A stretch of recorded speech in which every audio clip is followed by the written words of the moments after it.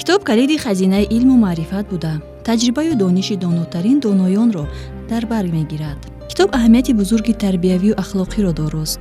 آن به خواننده معنی می‌دهد. آدمان را به کار و فعالیت می‌اندازد. زندگی را در نظرها پرجلو نشان می‌دهد. کتاب خوبی‌هایی دارد که ما هنوز همه صفت‌های آن را از بر نکرده ایم. به خاطر باز هم بیشتر به کتاب و کتابخوانی رو آوردن همه قشرهای جامعه، علاقه سال دوم است که آزمون عمومی جمهوریوی فروغ صبح دانایی کتاب است از جانب پرزیدنت کشور راه اندازی شده است. در حاشیه این آزمون در مؤسسه تحصیلات میانه عمومی رقم 54 پایتخت محفل ادبی و دور انتخابی این آزمون برگزار شد. زمین سخت کوهستان دلی نرمم عطا کرده است. درشتم هر کی می خواند خطا اندر خطا کرده است. به مثل کوه یک رویم بسان چشم حق گویم. چونین بودم چونین باشم که انسانم خدا کرده است. میانی کوه ها بگریختم از دست جبر و ظلم. به من تاریخ سنگدل جفا روی جفا کرده است. جدا بودم ز همخوانان که به پل بود دریاها. سر کوه و سر چشمه دلم از غم نوا کرده است.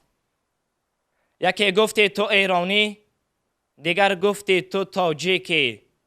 جدا از اصل خود میرد کسی ما را جدا کرده است. جهان یک روز می ترکد ز آه پرشرار ما که بر ترک وطن ما را پیاپی مبتلا کرده است. من از بر می کنم روز سرود آبشاران را. زبان می بخشم آخر من سکوت کوهساران را. من آخر رودها را رهنمایی می کنم روز پیام آب می آرم جوار دشت زاران را. من آخر ترنه ها را با بهار نو مبارک باد می گویم و از هر خط سبزی سبزه نورستم می جویم زمان نوقدیم را. و از هر نونهال گل بسر درخواست می سازم زمان نوخطیم را. من آخر کاروان کوه ها را بار می بندم به درگاه جوانی روی می آرم. به حق شیر مادرها و حق حسن دخترها جوانی را جهاز توی می آرم. جوانی دیگر می یابم از دنیای روحانی. زینو تحریر می سازم به افسوس و پشیمانی. خطاهایی که از من رفت در عشق جوانیم. خطاهایی که بگذشت از من و از زندگانیم. از کوه سنگی چون فتد صد سنگ را بیجا کند. مردی چون نامردی کند صد مرد را رسوا کند. نادان چو دانایی کند احسن بگوییمش همه. اما چی بیتوان کرد اگر نادانی دانا کند. شوقی اگر سرکوب شد ناخوب شد ناخوب شد. از کور ذوقی چون اگر استیزه با بینا کند. هر کس تواند رود را با جویها سازد جدا. آن کیست کس دریا دلی یک قطره را دریا کند. بر در اگر پا نهادم قصد من آن در نبود. قصد من آن بود تا شاید دری دل وا کنم. هر کی را بینا ببینم از پیش راهی شوم. هر کی کوری ناتوان بین است اگر بینا کنم. روزهایی که نیاوردند در دل درد عشق از حساب روزهای عمر استثنا کنم. بگذرم به درد و حسرت گر بگیرم دست دوست. چون سر دشمن به دست افتاد زیری پا کنم. آمدم تا هیچ بی‌پروا نباشم در جهان. هر دم از سود و زیان زندگی پروا کنم. تاجیکستانی زیجان شیرین ترم. تاجیکستانی جوان و دلبرم. مثل طفل دوست می دارم تو رو، از تو آید بوی شیرین مادرم. دوست دارم خلقی گلدستی تو رو، چشمه ها و روزی پرشستی تو رو. دوست دارم کوه و دشت درازی جان، هر غزالی شوخ و سرمستی تو رو. دوست دارم ریز سنگانی تو رو، با غراغی پرزی احسانی تو رو. دوست دارم هر نهالی سبزی تو، هم بدخشان هم زرفشانی تو رو. ما بهر دلشناسان شعر و ترانه هستیم، بهر نواشناسان چنگ و چغانه هستیم. گویند شاعر خوب فرزند دور خویش است، بهر زمان شناسان ما خود زمانه هستیم. ما کوه زاده اما دلهای نرم داریم، در تنگنای کوهی دل بیکرانه هستیم. گر رودکی دیه ما بر بحرها نریزد، دریای دل خروشان ما خود روانه هستیم. آنقدر هم جدید و آنقدر هم قدیمیم، گاه حقیقتی کل گاه فسانه هستیم. از ماست سربلندی، از ماست نیز پستی، گه آسمانه هستیم گه آستانه هستیم. آن 7 مرد شاعر چون 7 دادرانند، زانها چو آسمانی 7 آشیانه هستیم. در عالم پدیده های مقدس وجود دارند که بدون آنها زندگی انسان رشد نمی‌یابد و یکی از آنها کتاب است. کتاب برای انسان چون آب و هوا ضرور می باشد. چخیلی که زمین به آب و هوا حاصل نمی دهد، روزگار انسان به کتاب نشو و نما نمی‌یابد. فرزند آدم چون به دنیا آمد باید به ارزش‌های بلند معنوی آراسته گردد و با تکیه بر این ارزش‌ها بهر عملی گشتن آرزوی آرمان‌های قلبی خویش کوشش نماید و روزگاری نیک بیاراید و حیات جامعه را آباد گرداند. انیس کنج تنهایی کتاب است، فروغ صبح دانایی کتاب است. بود به مزد و منت استاده، به قیمت بخشدش هر دم کشادی. ندیمی مغزداری پوست پوشه، به سرکاری و گویی خاموشه.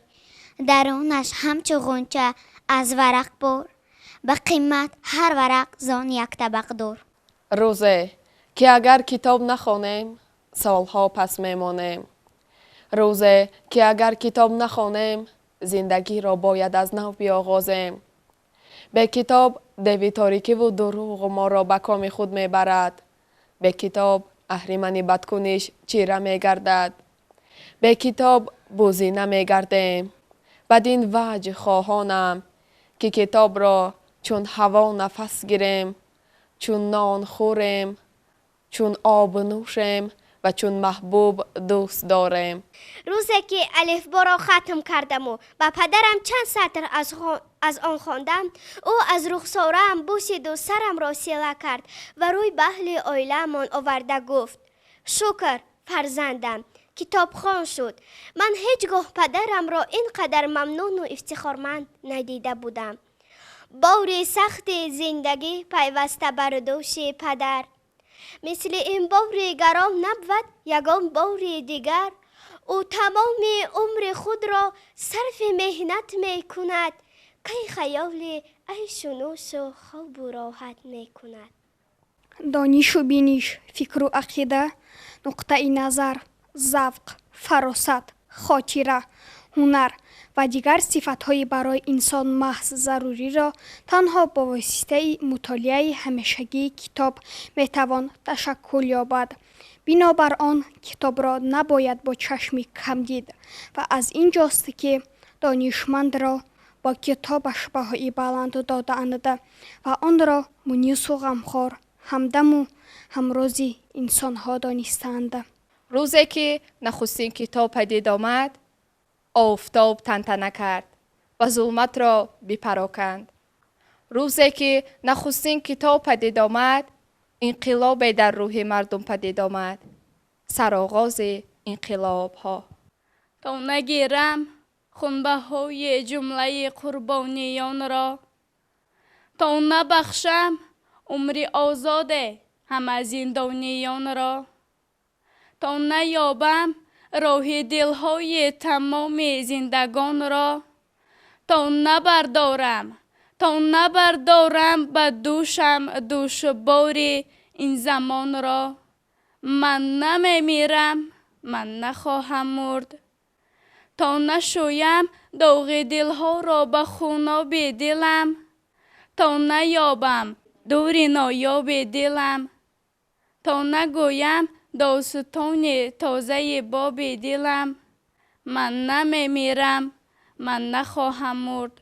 تا نه آراید جوانیم جهان پیر را، تا نبندم با سرودم پیش راه تیر را، تا نگیرم با قلم پیش دم شمشیر را، تا نبنویسم زینم من نامه تقدیر را، تا نگیرم همسر بام جهان کشورم، تا نگردد مطلع عمر ابد بام درم.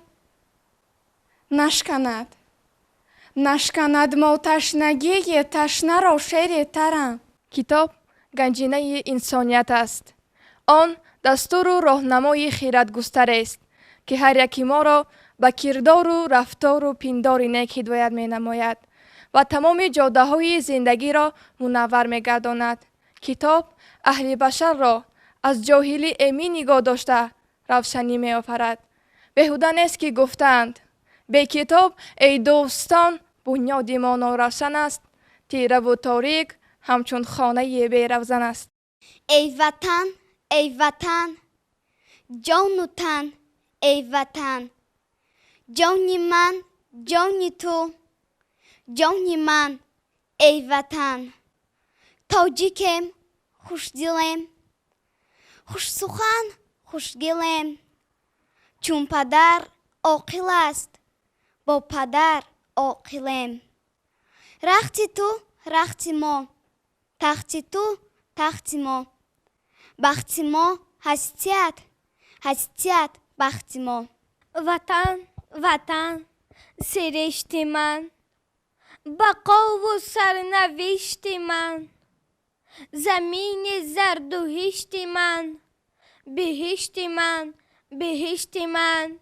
محبتی تو رنگ رنگ شکفته روی سنگ تو، 100,000 آرزو، 100,000 رنگ تو. دیار شعر و یاسمن، نوای تو نوید من، ز چشم اول خدا رسیده به من وطن. وطن سرشت من، بهشت من، بهشت من. سرم فدای نام تو که هستی سرنوشت من. محمد حجازی گفته وقتی که یک کتاب خود به دست آورده دیگر چه غصه داره؟ هر کتابی که به خانه میبریم دانشمند است که به خدمت خود میگذاره. بزرگترین سخن بزرگان را از کتاب بشناسید. ثروت هر خلق دولت کتاب است. عبدالرحمن جامی فرموده است خوشتر ز کتاب در جهان یار نیست، در غمکده زمانه غمخوار نیست. کتاب منبع علم و دانش، سرچشمه دریای عقل، پایه تمدن و خاصه آینه خلق است. با این دلیل شاعر بزرگ فارس و تاجیک عبدالرحمن جامی کتاب را همچون فروغ صبح دانایی به قلم داده است. خلق تاجیک از آن خلق‌های است که به کتاب احترام و اعتقاد می نماید.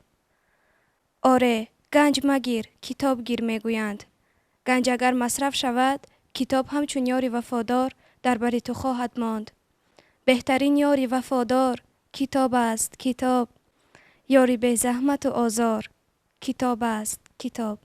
بهار آمد زی عمرم باز یک سالی دیگر بگذشت، تمامی زندگی آهسته از پیشی نظر بگذشت. به مثل گوشت و ناخون همیشه با وطن بودم، اگرچه نصف عمر بهترینم در سفر بگذشت. وطن در هر کجا آمد به سرفارم هوایی تو. من از آن سوی اقیانوس بشنیدم صدایی تو. اگرچه در میان طوفان موج بحرها بودند، ولی آمد به گوش من صدای رودهای تو. هر آنکه با سخن با قلم سر و کار دارد، هر آنکه گذشته را با امروز آشنا و امروز را ترغیب و ترنم و ستایش میکند، عزیز و صاحب خرد است. محض همین عارفان و عالمان بودند که ملت صاحب تمدن ما را به عرصه جهانی معلوم و مشهور کردند. آثار کلاسیکان نیز تا زمان ما توسط کتاب احیا گردیده عالم تفکر مردم را همچون صبح روشن می سازند. اگر عمیق‌تر اندیشه رانیم، کتاب دوست جانی انسان است. بیهوده نگفتند. هر آن ملت که استادش کتاب است، دلش روشن به مثل آفتاب است. دلم خواهد برای یادگاری، نویسم در تن دیوارهایت. دو سه بیت چو عرض مهر و سوگند، برای تو برای نسلهایت. دو سه بیت که جوشد از دل پاک، سزاوار شبان روشن تو. دو سه بیت که مانند شکرنم، بریزد روی باغ و گلشن تو. تو را عینی ستون جاویدان شد، تو را داخونده ها بنیاد کردند. حسن همراهی ترسون زاده میرزا، ز خشت و از سخن آباد کردند. تو را تسخیر کرد آواز تحفه، تو را اشعار لاهوتی صفا داد. به هر تویت که باقی بود ساقی، به دست عاشقان جام وفا داد. چه فیروز اختر و طالع بلندی، که دار خوشدلان و خوشگلان هم. چه صاحب دولت و خوش روزگاری، که صاحب داری و صاحب دلان هم. در بزم عشق شمع فروزان معلم است. مردم چو پیکرند اگر جان معلم است. آن باغبان گلشن اندیشه های ژرف، پروردگار رخ حکیمان معلم است. مردم معادن زر و سیمند در سرشت، جویای این خزاین پنهان معلم است. گویند بوده اند معلم پیامبران، خضر طریق چشمه حیوان معلم است. عجب دارم که هر وقت زیبابی تاجیکستان چون سخن گویند، بگویند از بلندی های کوهسارش، سخن گویند از بام جهان، از خوله های گنجدار و تاجدارش. چه ظاهر بینی سهله بغیر خوله ها در کشور تاجیک، بلندی های بسیار است که را کس نمی بیند، کسی او را تواند دید که از عالم و آدم خبردار است. بوی جوی میلیون آید همه، یادی یاری مهربان آید همه. ریگی آمو و درشتی راه او، زیر پایم پرنیان آید همه. آب جیهان از نشاط روی دوست، خینگی ما را تالیان آید همه. ای بخارا شاد باش و درزی، میر نزد شادمان آید همه. میر ماه از تو بخارا آسمان، ماه سوی آسمان آید همه. من جوانم روح بخشی جمله ای مجروح ها. من به هر یک گمنام آرم نامی نو، من به هر یک مادری چشم انتظار آرم از فرزندی او پیغامی نو. امروزها در حاشیه آزمون عمومی جمهوریوی فروغ صبح دانایی کتاب است. در همه مؤسسه‌های تعلیمی کشور چنین محفل‌ها دایر می‌گردند و این بار دیگر از آن دلالت می‌دهد که ملت ما کتاب دوست و کتابخوان است و از اعلان شدن چنین آزمون دلشادند.